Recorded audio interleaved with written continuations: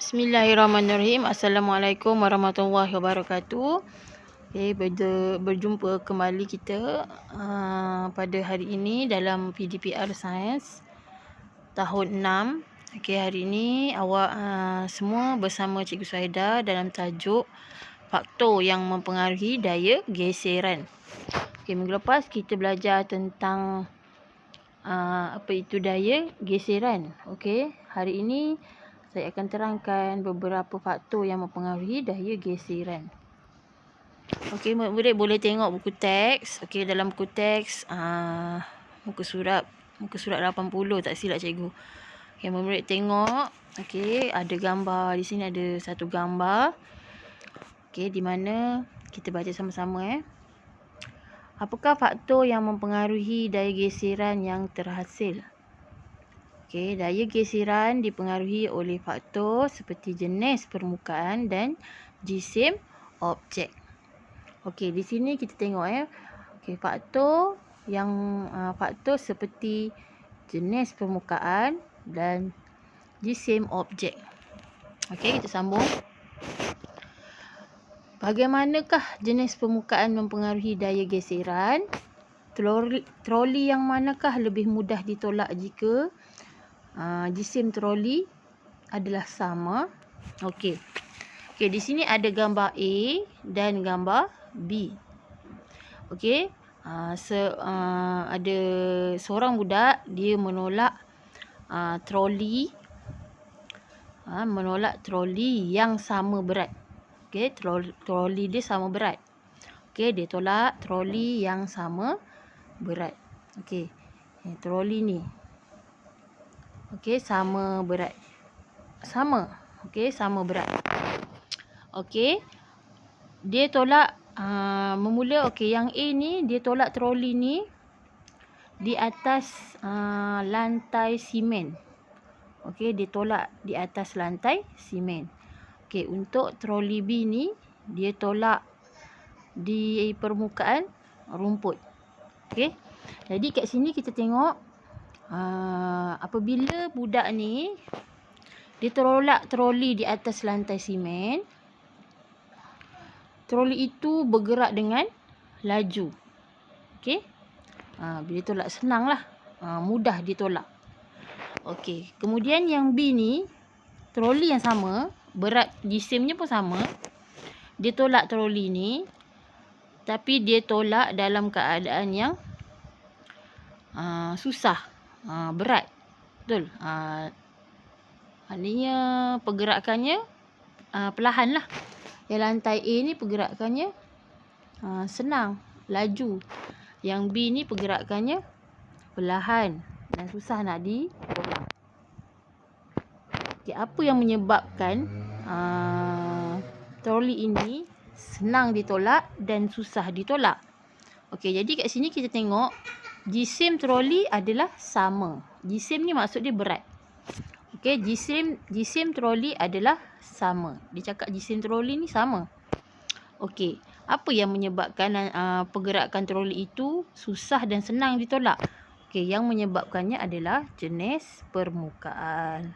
Ini adalah faktor yang menyebabkan troli itu mudah ditolak dan susah ditolak.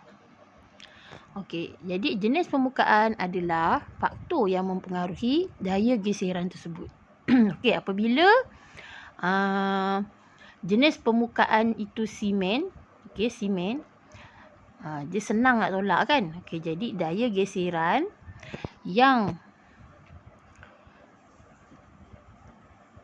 daya geserannya akan berkurang. Kerana permukaan tu mudah, troli tu mudah ditolak dengan laju. Jadi daya geseran lantai simen dengan roda troli tersebut berkurang. Jadi sebab tu dia laju. Kemudian kalau B ni kita tengok susah nak ditolak, berat. Berat, susah nak tolak. Tapi troli sama berat, tapi nak tolak tu susah. Jadi kenapa jadi macam itu? Jenis permukaan dia rumput yang menyebabkan dia jadi macam itu. faktor yang menyebabkan dia adalah jenis permukaan rumput kan. Okey, jadi daya geseran dia berkurang. Bertambah. Okey, bila dia susah nak tolak, daya geseran itu akan bertambah. Jadi permukaan lantai simen ni adalah permukaan yang licin. Okey, lantai simen ni adalah licin. Okey, jadi bila licin, daya geserannya berkurang. Okey. Lantai B ni pula, lantai jenis permukaan B pula, rumput. Dia punya permukaan dia kasar. Okey, jadi kalau permukaan kasar, dia punya geseran akan bertambah. Jadi murid kena faham konsep dia. Permukaan licin, daya geseran berkurang. Okey. Permukaan kasar, daya geseran dia bertambah. Okey, jadi faktor jenis permukaan adalah faktor yang mempengaruhi daya geseran. Okey. Kita lihat yang ini Okey, jadi kesimpulannya daripada gambar tadi, daripada dialog tadi, jenis permukaan adalah faktor yang mempengaruhi daya geseran. Okey, jenis permukaan adalah faktor yang mempengaruhi daya geseran. Jadi jenis permukaan ni ada dua. Okey, permukaan sama ada permukaan itu kasar atau permukaan itu licin. Okey. Okey, bila permukaan itu kasar, jadi daya geseran akan bertambah. Tapi bila permukaan itu licin, daya geseran akan berkurang. Murid kena kaitkan. Kaitkan dengan permukaan dan daya geseran tu. Okey. Yang menyebabkan daya geseran tu sama ada daya geseran itu bertambah ataupun berkurang. Okey. Jadi ini adalah faktor yang mempengaruhi daya geseran. Okey, ada satu lagi, dia ada dua faktor Okey, faktor yang ni saya terangkan adalah faktor jenis permukaan. Okey, kita tengok faktor yang kedua. Okey, faktor yang kedua adalah jisim objek. Okey, jisim objek. Okey, kita baca sama-sama. Penyataan masalah dia. Okey. Bagaimanakah jisim objek mempengaruhi daya geseran? Mengapakah almari ini sukar digerakkan? Okey. Sukar. Okey, maknanya almari ni sukar digerakkan. Okey, almari sebelah mudah pula. Okey, mudah ditolak. Yang ni yang pertama ni. Okey, yang ni susah. Okey. Yang ini mudah ditolak. Okey, jadi ada dua. Jadi kat sini dia menceritakan tentang jisim objek. Okey, jisim objek dia apabila jisim objek itu berat. Okey, contoh yang ini berat. Okey, ini berat. Okey, ini ringan. Okey. Ini ringan. Okey, jadi kalau almari ini berat dan almari ini ringan. Okey, berat dan ringan. Okey, dia adalah bila jisim objek berat dan ringan ni adalah jisim. Okey, jisim objek ini akan mempengaruhi daya geseran. Maknanya bila berat, daya geseran akan bertambah. Okey, bila ringan, daya geseran akan berkurang. Okey, jadi murid kena faham konsep tu, berat dan ringan. Berat tu maknanya jisim lah. Okey, jisim objek itu berat ataupun jisim objek tu ringan. Okey, jadi bila jisim berat, daya geseran bertambah. Bila jisim tu ringan, daya geseran berkurang. Okey, kita tengok kemudian kita tengok yang ni. Okey, mari kita uji dengan menggunakan 3 buah lori mainan yang berbeza jisim atau muatan. Okey, kat sini. Okey, yang ni tadi kita dah tengok. Kita tengok saya padam dulu.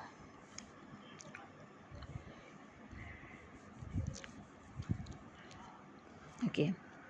Yang ini kita tengok. Okey, ada 3 buah lori. Okey, lori pertama, lori kedua, lori ketiga. Okey, ni lori A, ni lori B, ni lori C. Okey, lori A beratnya, maknanya lorinya jisimnya bertambah kan. Okey, berat. Lori B ni dia kurang berat. Lori C ni dia ringan. Okey. Jadi kita tengok kat sini ada 3 jisim. Ada 3 jisim yang berbeza. Okey, berbeza jisim atau muatan. Okey, jadi kita perhatikan lori mainan yang bergerak paling jauh. Okey. Jadi dia menjalankan eksperimen, dia menggerakkan lori tu. Kemudian dia lihat yang mana lebih jauh bergerak. Okey, mainan yang manakah paling jauh bergerak. Okey, jadi bila mainan itu ditolak, lori itu ditolak, dia buat eksperimen, dia tolak lori itu. Lori mana yang paling jauh? Okey. Okey, kita bincangkan. Okey, sudah tentulah lori yang paling jauh adalah lori C lah, yang pertama. Yang kedua lori C, yang kedua lori B, dan yang ketiga yang paling lambat adalah lori A. Kenapa? Okey, kerana lori C ni ringan. Okey, ataupun tiada muatan. Okey, bila tiada muatan dia ringan. Okey, jadi bila dia ringan, daya geseran antara tayar dengan permukaan jalan ni lajulah. Okey, laju. Bila laju, geserannya berkurang. Okey, itu yang faktor yang mempengaruhi antara jisim objek dengan daya geseran. Jadi murid kena faham. Okey, manakala kalau yang A ni dia akan jauh, jarak dia akan dekat lah. Jarak dia dekat. Kita tolak dia dekat je. Okey, kalau yang C tadi kita tolak dia jauh. Okey, kalau yang A ni kalau kita tolak dia dekat je. Okey, jadi kenapa? Okey, kerana muatannya banyak atau muatannya lebih berat. Okey, jika dia bila dia lebih berat, geseran yang diperlukan adalah bertambah. Okey, jadi kat sini kita belajar jisim objek mempengaruhi daya geseran. Okey, jisim objek mempengaruhi daya geseran. Okey, jadi kesimpulannya kita tengok. Okey, kesimpulannya jisim objek adalah faktor yang mempengaruhi daya geseran. Yang tadi jenis permukaan, jadi ada 2 tau. Jenis permukaan, yang ini jenis jisim objek. Okey, jisim objek ada 2 lah, ringan dan berat. Okey, bila ringan, daya geseran berkurang. Bila berat, daya geseran akan bertambah. Daya geseran antara tayar tu dengan permukaan lantai tu. Jadi bila kita nak tolak tu, daya geseran tu lebih mudah bila ringan lah. Lajulah. Jadi daya geserannya berkurang. Tapi bila berat, lebih muatan, lori tu kita nak tolak, dia jarak dia dekat sahaja. Sebab geseran dia kuat antara tayar dengan permukaan jalan. Okey, atau permukaan lantai. Okey, jadi kat sini murid kena faham konsep ringan, daya geseran berkurang, berat, daya geseran bertambah. Okey, kesimpulannya. Ini kesimpulannya yang kita belajar hari ni. Okey, faktor yang mempengaruhi daya geseran ada 2, jenis permukaan dan jisim objek. Okey, jenis permukaan dan jisim objek. Ada 2. 1, 2. Okey, jenis permukaan kasar. Okey, jenis permukaan kasar, daya geseran akan bertambah. Okey, jenis permukaan licin, daya geseran akan berkurang. Manakala jisim objek pula, bila jisim objek tu berat, daya geseran dia akan bertambah. Manakala bila jisim objek itu ringan, daya geserannya akan berkurang. Okey. Jadi kesimpulannya inilah kita belajar pada hari ini. Daripada buku teks yang saya terangkan, saya uraikan satu persatu. Okey. Jadi ada 2 faktor yang mempengaruhi daya geseran, iaitu jenis permukaan. Maknanya faktor-faktor ini yang mempengaruhi daya geseran itu sama ada dia bertambah ataupun berkurang. Okey. Bila bertambah maknanya Daya geseran antara permukaan dengan permukaan yang bersentuhan itu kuat. Maknanya mencengkam. Macam kita pakai kasut lah. Kita pakai slipper yang mempunyai bunga tapak dia tu, mempunyai bunga yang baru dengan slipper yang kita dah guna lama yang tak ada bunga bawah tapak slipper tu. Kita jalan dekat atas permukaan yang ada air. Slipper mana yang mencengkam dengan slipper mana yang kalau kita jalan kita akan jatuh. Okey, jadi tentulah slipper yang mencengkam ataupun slipper yang kalau kita jalan tak jatuh adalah slipper yang punya bunga yang baru. Okey, sebabnya permukaannya kasar. Bila permukaan dia kasar, geseran itu akan bertambah. Maknanya kita tak akan jatuh lah, dia mencengkam dua permukaan tu. Tapi kalau permukaan tu licin, dia tak boleh nak mencengkam, jadi dia daya geseran dia akan berkurang lah. Murid kena faham konsep tu. Okey, jadi saya harap lepas murid dengar saya punya penerangan ini, murid faham lah apa itu faktor yang mempengaruhi daya geseran. Okey, selepas murid buat dengar video saya nak murid-murid buat. Saya akan beri lembaran.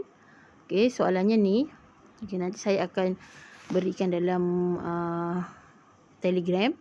Okey, saya akan beri dua latihan. Yang ni latihan pertama dan ni latihan kedua.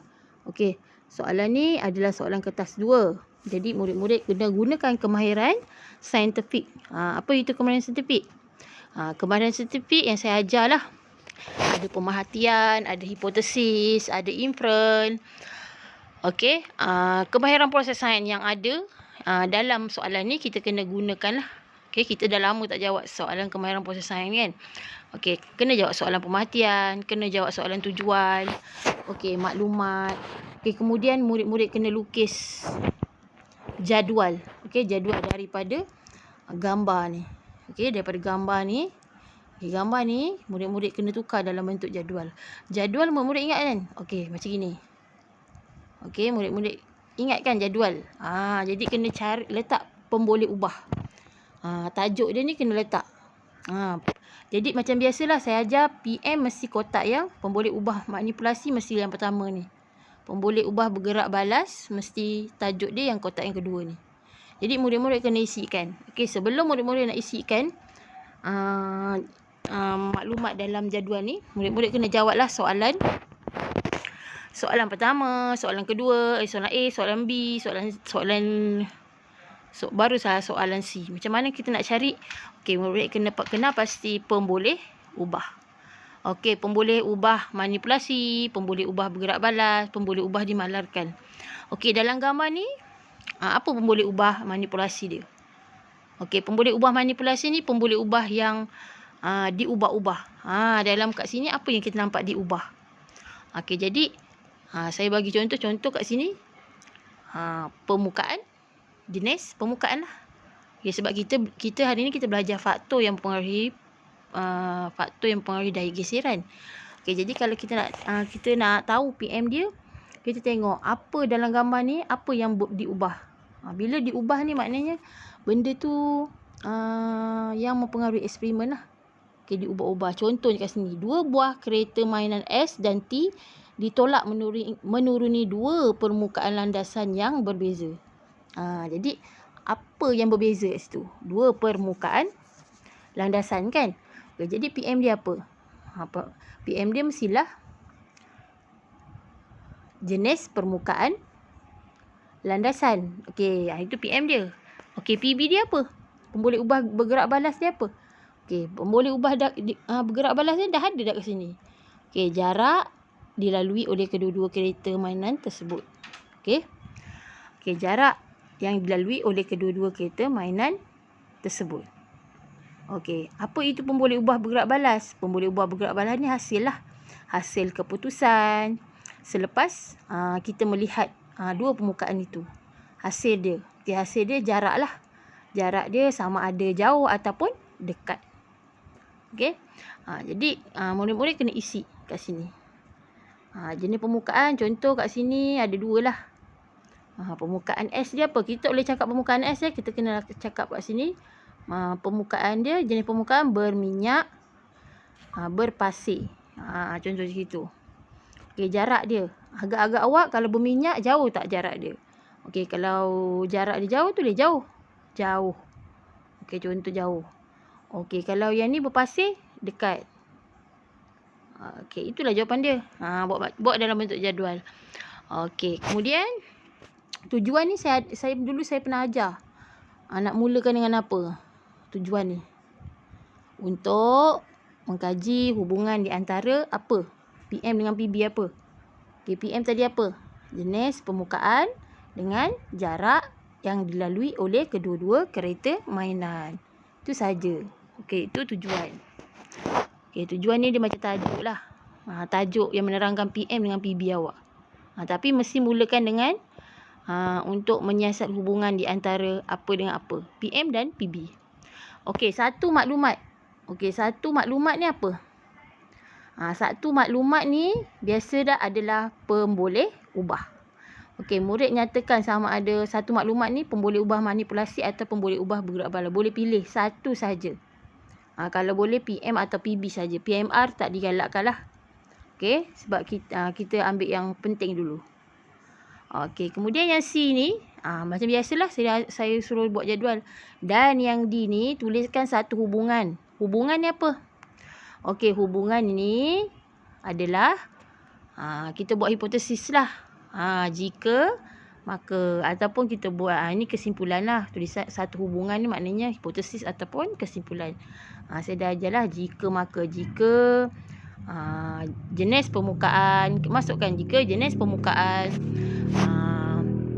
berminyak, maka jarak yang dilalui oleh kedua-dua, jarak yang dilalui oleh kereta mainan jauh. Okey, jika jenis permukaan berpasir, maka jarak yang dilalui oleh kereta mainan dekat. Macam itu. Itu adalah itu adalah hubungan. Hubungan itu adalah hipotesis. Murid kena tahu Okey, saya dah terang sikit. Saya harap murid-murid boleh buatlah. Okey. Kat bahagian kotak ni awak tengok maklumat ni. Okey, dalam maklumat ni dia dah terangkan dah. Jarak yang dilalui. Okey, jarak yang dilalui ni jangan tulis jauh dekat. Saya salah. Okey, dia dah bagi jarak. Okey, maaf Okey, yang ni dia dah bagi jarak.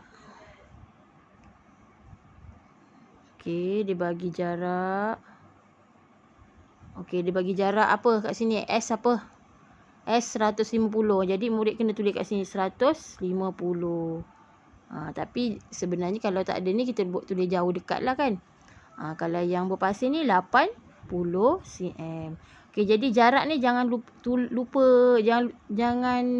tulis unit. Okey, bila jarak kita kena tulis unit dia apa? Kalau cm kat sini, cm lah. Tulis kat sini dalam PB dia cm. Okey, yang ni samalah. Jenis permukaan berminyak dan berpasir. Okey, kalau yang S ni berminyak. Jadi kena tulis berminyak dulu. Okey, minyak. Okey. Yang ini okey, berpasir. Tulislah berpasir. Okey, yang tadi sebenarnya yang kalau dia tak tulis nombor ni, kita tulis jauh dekat, tapi dia tulis kenyataan. Jadi murid kena tengok kenyataan dalam kotak ni. Okey? Okey, saya harap murid faham. Ini pelajaran ni saya dah mula dulu, saya dah ajar cara nak jawab. Okey, masa memula persekolahan. Okey. Okey, kemudian kita tengok yang ini. Yang ini pun sama. Okey, murid jawablah. Okey, dia dah bagi jadual. Murid tulis inference. Okey, inference kena ingat. Inference kena tengok permukaan.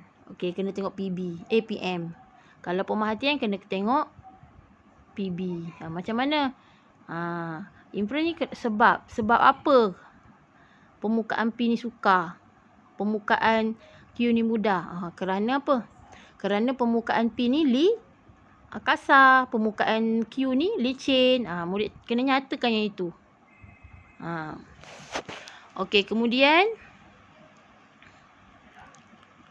Ataupun kalau murid-murid nak nyatakan kaitkan dengan geseran pun boleh. Contoh ini, kerana permukaan P ni kasar dan geseran bertambah.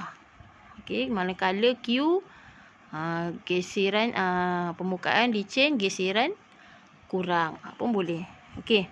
Yang soalan B ni, jika permukaan P ialah pasir, ramalkan jenis permukaan Q. Okey, kalau P ni pasir, kasar, Q ni apa? Murid boleh letak lah, simen ke, lantai simen ke, lantai berkaca ke, mozaik ke, lantai jubin ke pun boleh. Yang penting dia licin. Sebab dia mudah ditolak kan. Okey, kemudian yang C ni, bila awak dah jawab yang A ni, dikaitkan dengan hubungan. Okay, tulis hubungan ni maknanya jika maka lah. Hubungan kita kena, itu adalah hipotesis lah. Jadi jika, kenapa permukaan tu licin? Okey, jika jenis permukaan licin, maka daya geseran bertambah. Kena kaitkan lah dengan inference awak tadi ni. Kenapa licin dia bertambah kan? Tadi saya terangkan kan. Jadi murid kena kaitkan hubungan tu. Jika maka. Okey. D. Apakah corak perubahan bagi kebolehan menolak beban di dalam penyiasatan? Okey, corak saya dah ajar 3. Menaik, menurun, sekata. Ada 3. Okey, menaik, menurun, sekata. Okey, jadi dia nak corak kebolehan menolak beban di dalam penyiasatan. Sukar kepada mudah, maknanya berkurang ke bertambah? Berkurang lah, ataupun menurun. Sukar ni susah kepada senang. Maknanya susah, senang. Maknanya menurun lah. Jadi kat sini tu dia menurun. Berkurang pun boleh. Okey.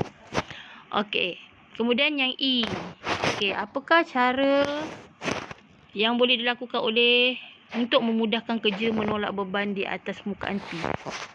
Okey, cara yang boleh dilakukan. Sukar kan? Jadi kita nak letak apa? Nak letak apa pada permukaan lantai tu supaya nak tolak beban tu lebih cepat. Murid-murid boleh letak roda bersilinder ke, terpulang lah. Yang penting beban tu nak tolak geserannya kurang lah. Murid-murid boleh fikirlah.